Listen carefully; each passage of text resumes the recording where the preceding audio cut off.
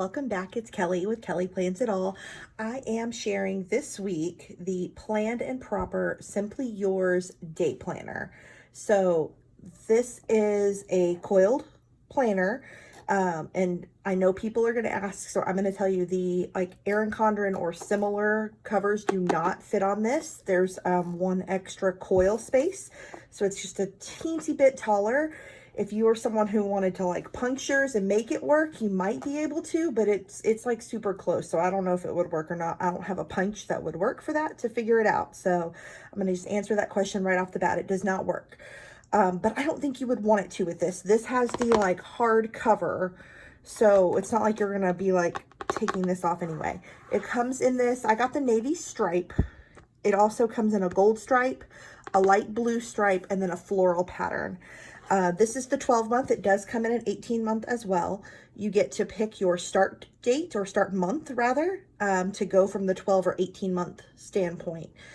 So lots of options there to get you started. This is the vertical layout. There is also a horizontal layout and a daily layout, and coming soon in the future will also be wedding planners. So lots of options from Planned and Proper to get you going. So like I said, this is a hardcover, front and back, same design, with her logo back here. And then it's got the metal reinforced corners to give you a little bit more protection there. This planner is really got some nice features that I've not seen from other planner companies, mostly because it's super customizable. First of all, my name's already printed there. And you type in the box what you want. I wanted my first and last name. If you just wanted first name, if you wanted a nickname, if you wanted your Instagram title or, screen name or whatever you want to go here, that's your space. Who does this belong to? And then you can add your contact information there. So there are some worksheets here at the beginning to kind of help you set up your planner for the time you're using it. We've got a holiday sheet. We've got a year at a glance, because this started in July and goes into 2021. There is both a 2020 and 2021 calendar. And then there's a place for projects, for starting with the start month I chose of July and going through June of 2021. So just a place to keep track of future plans maybe, or things you want to work on. There's lots of options here. If you're doing something like decluttering and you want to assign a certain area of the house throughout the year, that's kind of what I'm thinking. There's lots of ways you could use that. There's a place for contacts. Obviously, it's just a couple of pages, so it's really just your important contacts, maybe things you don't call all the time or that you don't have saved in your phone, particularly addresses. I have people's phone numbers saved in my phone, but I'm not really great about saving addresses, so I think this would be a great place to put those, the birthday card you send every year, or, the things the friends that you maybe are communicating with now that we are not seeing each other in person so much, so you're sending mail to them. This would be a good place to keep those frequent addresses handy. There is a little vacation planning section. Again, not that we're going anywhere right now, but I am someone who is always daydreaming the next vacation. So this is great for me to kind of just do some skeleton planning, just a destination, a date, some lodging, kind of an estimation of fees, and a general itinerary. And then there are several pages, or not several pages, actually. I forgot there's something else there, but there's this page here, this long checklist that you can do other brainstorming ideas. This actually might be a really good place to do a brain dump of, these are all the vacations I ever want to take. I have to go to this place. I need to go to this place. I want to go to this place. I want to take my kids here. This is a good brain dump page. And then you can operationalize this year to year based on, okay, this is where we're going to go this year. We're going to go to these 2 places this year, whatever your vacationing looks like. You can kind of put a brain dump list here and then prioritize it. This is the place I absolutely want to take this person, that person. That would be what I would do. So the next is website passwords. This would have been, I'm thinking back when I was applying for jobs. I don't do that currently, but I feel for school districts especially, everyone uses a different application process, and they all have their own usernames and passwords, and I got confused, and I was keeping a log, but I never had one built into a planner like this, so this would have been really helpful then. But I can also think of some instances where this would be useful now too, especially like bill paying passwords and stuff like that. But you do want to be careful. Planners can be spied upon or stolen or whatever, and so you don't want to have your full information. I would encrypt it and maybe put like my Gmail address instead of writing out the full email address here that you use to log into whatever. Like some little clue to help you remember which username you used for that site. And then the same for your password. If you know you always use the same symbol and the same words, then maybe like the symbol and the first letter of the word or whatever, so that you can kind of use that as a shortcut for yourself to know, okay, I used that version of my favorite password to get into that site. That's what I would do. Encrypt, encrypt, encrypt. So then you've got a place to kind of keep track of your bills, things that are due monthly, and then a place to go back and check yourself, and did you actually pay it this month? I don't know if it's ever happened to you. It has certainly happened to me that I've sat down to pay bills and then I've got distracted and I thought I went all the way through the process on paying something, and turns out I never clicked submit and I went on and paid the next thing because something interrupted me or whatever. So this is like a good thing to, like, you know, you get those confirmation emails and things like that, just to like verify that the payment does show pending or that you received a confirmation email for paying that bill or whatever. This is a good place to track that and make sure you don't get messed up. I think particularly this page was good for bills that it does still say monthly, but honestly, I have a lot of bills that are not monthly. They're bi-weekly, they're quarterly, they're annually, especially different things like the alarm permit we pay to the city. I feel like I forget that one every freaking year, and it comes around and I'm like, oh, did I pay the city for our alarm permit this year? Because they used to send bills, but they don't send them anymore. You just have to remember to log in and pay it. So this is good to make sure, like, oh yes, I did pay the alarm permit this year, or I did pay the pest control this quarter, or I did pay the bi-weekly mowing company, or whatever it is you use that's maybe not a monthly. This is a good place to like track that. And I would maybe even come in and highlight, like, I know our homeowners association dues are due in January, April, August, or every 3 months. I'm really bad at when they're actually due. July, and then October. See, I messed it up. That's exactly why I need to highlight. So I would come in and like highlight the boxes of the month that those are due. And then that would be a big help for me to remember, like, did I pay this, you know, semi-frequent thing that's not monthly and is harder to remember. So then we get into the goals section. There is this big brainstorm place for ideas. You are given some kind of direction on how to tap into your brainstorming and really visualize kind of your next 1 to 5 years. And then you can kind of break that down into chunks. And then on this page, you'll notice they are prioritized. 1, 2, 3, 4, 5, 6, 7, 8, 9. Very light print. I don't know if you can see that. Let me bring it up a little. Yeah. So once you've done all your kind of brainstorming and chunking, then you can take those ideas and prioritize them and be like, this is the most important idea, and then go from there. So then you get to operationalize that a little bit. It gives you some things to consider in creating goals and dreams. You've got some note-taking space here as you're looking at long-term, short-term, and action items. And then it gives you these little flow charts to break each area of your life down. And I will say, for some people, you might look at this and go, that is really overwhelming. I don't have a goal in that area, and I don't want to have a goal in that area. I'm just trying to live and survive this pandemic. And that might be true for you, and I think that's perfectly fine. And there will be those of us who do have an action item in this area. So, you know, be more specific. Or you may find that one of these is not relevant to you, but there's some area that you feel is left out. Wipe that sucker out, put some washi over it, fix it, make it what you want to use. But I think this is a really good framework for helping operationalize goals into action. And the fact that there are already some pre-printed categories is pretty helpful. So you have body and wellness, social and friendships, career and business, financial, family, home and household, spiritual, faith, intuition, creativity, education, interests. So those are our categories.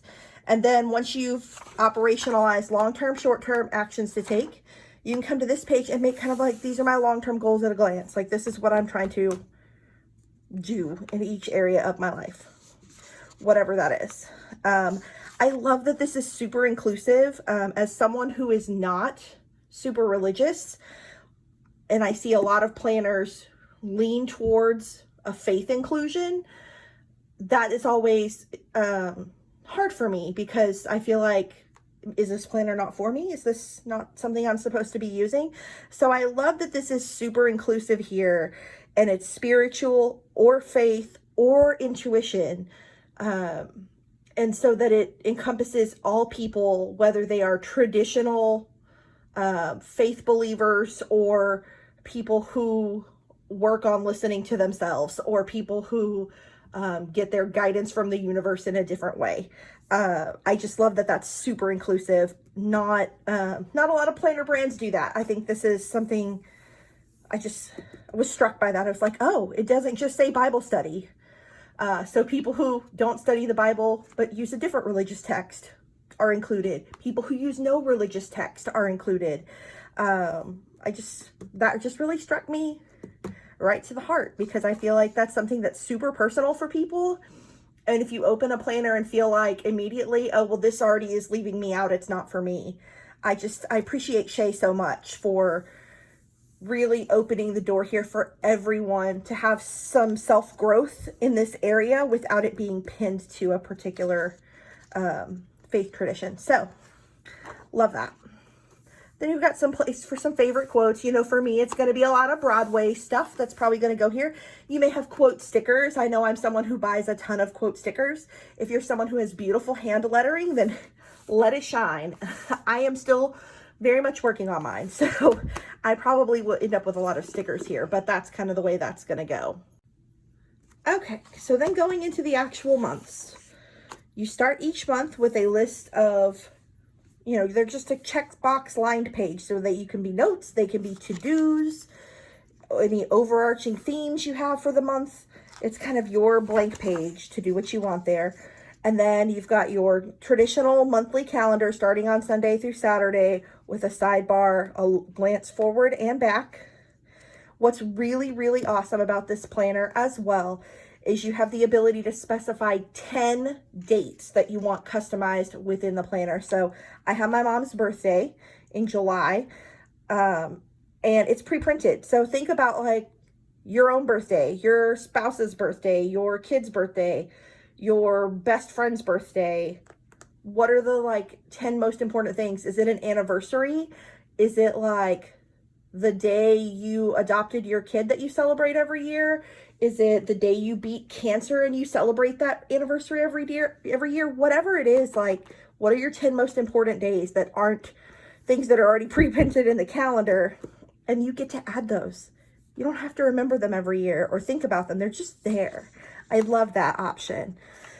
This is the weekly layout, and you see I already threw down a couple of stickers to kind of just give you an idea for size. So the vertical layout is broken down into 6 columns, each weekday getting a full day or a full column, and then Saturday and Sunday getting a half column. At the bottom, there's some space for notes, meal plan, to-dos, that blank space. So the columns are a little wider since they're 3 to a page with no sidebar than a like traditional vertical layout. So if you're used to using kits in a traditional way, it's going to be a little different here. So I did this half box centered so you can kind of see what it would look like to center a sticker. I did this event box kind of right justified, and then I did this checklist box left justified. So you can kind of see what the room is and you can play with. I think this is a really flexible planner for that reason. It's not going to fit your sticker kits perfectly, but it does for those of us who are a little bit more creative and we don't lay down stickers in a straight kit format. This is going to give you some flexibility to play with the design space. As far as the paper, because I know people ask about paper a lot, this is an ultra smooth 70-pound paper. I'm not sure how well it takes like watercolors or brush pens or any of that. I'm actually going to be playing with some of that soon. I think I've said that in a couple of my other videos too. I'm attending a virtual planner event this weekend, and we're going to get some lessons in both lettering and watercolor. So I bought my supplies, and I'm going to learn first, and then I'll test out on some of these papers and see how they work. But I feel like this would be a good paper for that, or that those chalk inks would be fun to play with in here. And I know that would work on this paper because I've used it on paper similar to this before. So, or not chalk, yeah, like the ink, like stamping inks, but they're like chalky and they don't smear and transfer. That would be fun in here. Maybe I'll have to try that too. So it's pretty much a blank slate, a big open column for you to use. If you're someone who really likes just a functional planner and you just want to like to do, or put your schedule and then your to-dos, like this has got it. This has got all the space for you. If you write a little bit bigger, the lines are a little wider, they're a little taller. You've got some space here to write if you have bigger handwriting. But I still think, even though it's not what we're used to seeing, you know, in a lot of planner layouts, it is very much screaming to be decorated if that is your intention. So I think it can really work both ways. So you've got that going on. Then you get to the end of your month and you've got a place to review those goals you identified back in the goal section. How did they go this month? And, you know, maybe you didn't make progress on anything this month in a particular area because that wasn't your focus.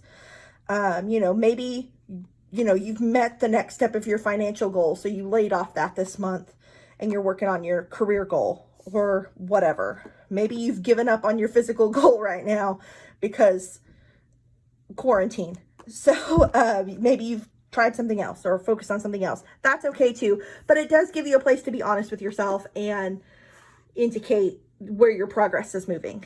So then you move through the rest of the planner in that same fashion every month. Then you get back to the back and there is a journal section.